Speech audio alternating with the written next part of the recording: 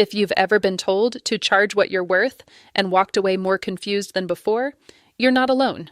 That phrase sounds empowering, but it doesn't tell you how to actually price anything. In this video, we're going to unpack why that advice falls flat and what to think about instead when you're building a pricing structure that feels honest and sustainable.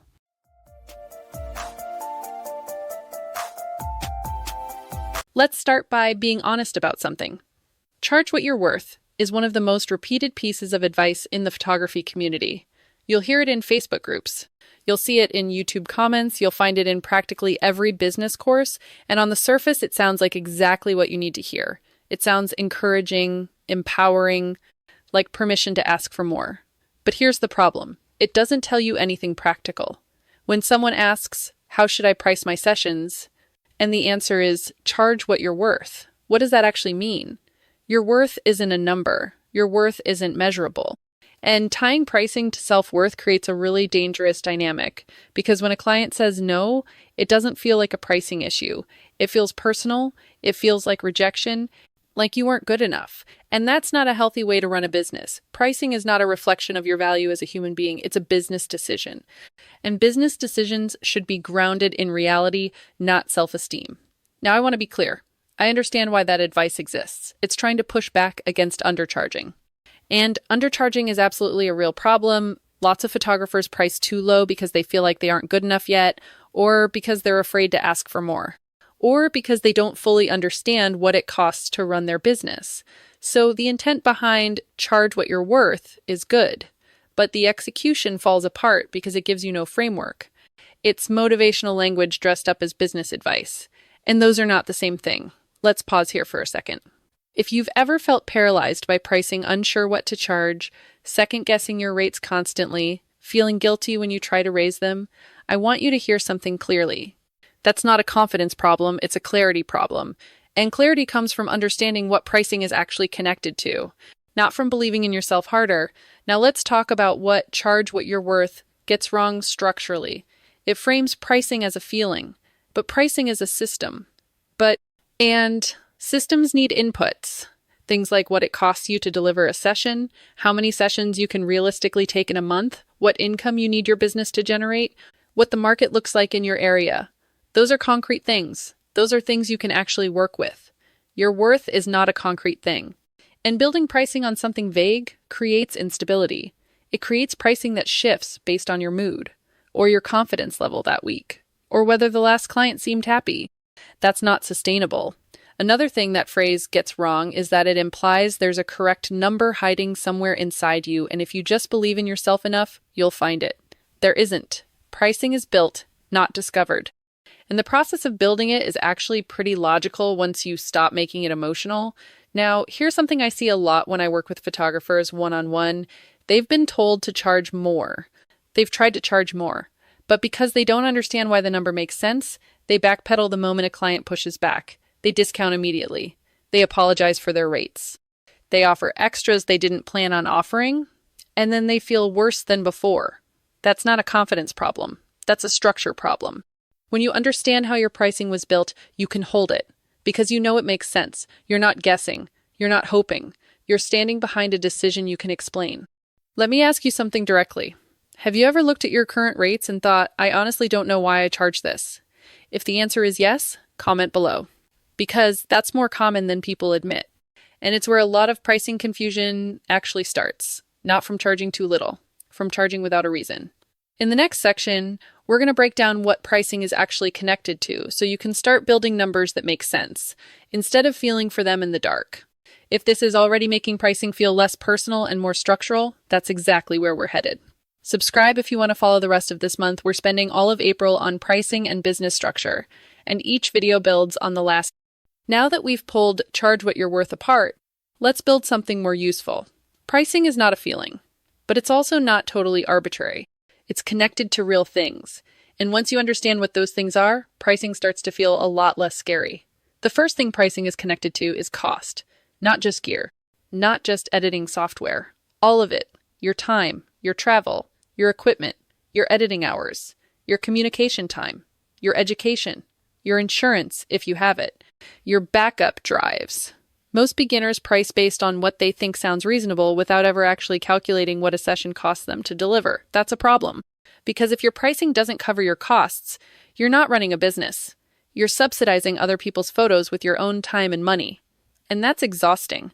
So step one is simply knowing your numbers. Not perfectly, not forever. Just a working estimate of what it actually costs you to show up and deliver. The second thing pricing is connected to is capacity. How many sessions can you realistically deliver in a month without burning out? Not the maximum number, the sustainable number. That matters because if you price too low and you need to book 15 sessions a month to make ends meet, but you can only sustainably deliver 6, you have a math problem, not a hustle problem, a math problem. The third thing pricing is connected to is income goals. What do you actually need your business to generate? Not a vague aspiration, a real number. When you have a real income number, you can work backward. If I need this much per month and I can take this many sessions, each session needs to generate at least this much. That's not complicated. But most photographers never do it because they're still waiting to feel worth it. Let's do a quick reframe here. Pricing is not a declaration of your talent. It's a calculation of what your business needs to survive and grow. That's it. When you frame it that way, it stops feeling like you're asking someone to validate your skill. You're just asking them to cover the cost of a service you're providing. That's a much healthier dynamic. The fourth thing pricing is connected to is your market. Not to copy other photographers, but to understand the context you're operating in. Pricing in a rural area is different from pricing in a major city. Pricing for newborns is different from pricing for commercial clients. Market awareness doesn't mean racing to the bottom. It means understanding where your offer sits so you can communicate its value clearly. The fifth thing pricing is connected to, and this one surprises people, is your client experience. Not just the photos. Everything around the photos, how easy it is to book you, how clear your communication is, how prepared clients feel when they show up, how smooth delivery is. That experience has real value, and pricing can reflect it. A photographer who is clear, responsive, organized, and professional can justify a higher rate than someone with technically similar photos, but a chaotic client experience. That's not unfair. That's the market working correctly. Now here's something important. None of this means you have to have everything figured out perfectly before you set a price. You won't. Pricing is iterative. You set something, you test it, you observe, you adjust. What you're aiming for is a number that has a reason behind it. Not a perfect number, a reasoned one. Because a reasoned number you can hold. A number you pulled from thin air or borrowed from someone else's confidence level is one you'll keep second guessing. Let me ask you something. If a client asked you right now why you charge what you charge, could you answer them clearly? Not defensively, clearly. If you can, that's a good sign. If you can't, that's worth paying attention to. In the final section, we're going to talk about what to do with all of this, practically how to start building pricing that actually makes sense for where you are right now. And we'll talk about when mentoring can genuinely help you work through this faster than doing it alone. Let's bring this somewhere practical. Because understanding that pricing is structural doesn't automatically tell you what to charge. So let's talk about how to actually start building numbers that make sense. First, I want to acknowledge something. If you're early in your photography business, pricing feels enormous because it feels final. Like once you put a number out there, you're locked in forever.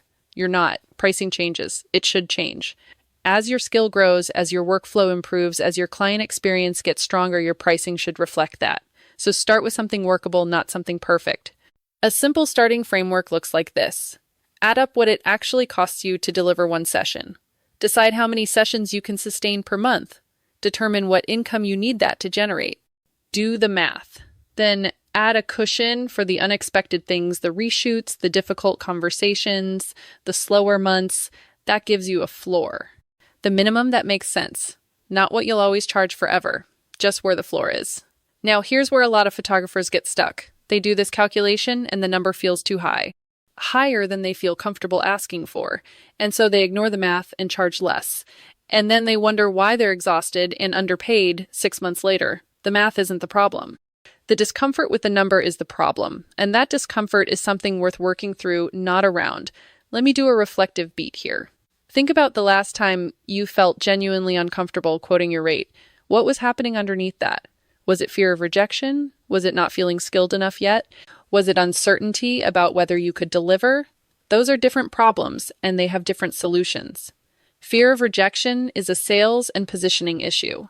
Skill uncertainty is a learning and practice issue. Delivery uncertainty is a workflow and structure issue. Most of the time when photographers feel awkward about pricing, it's not actually about the number.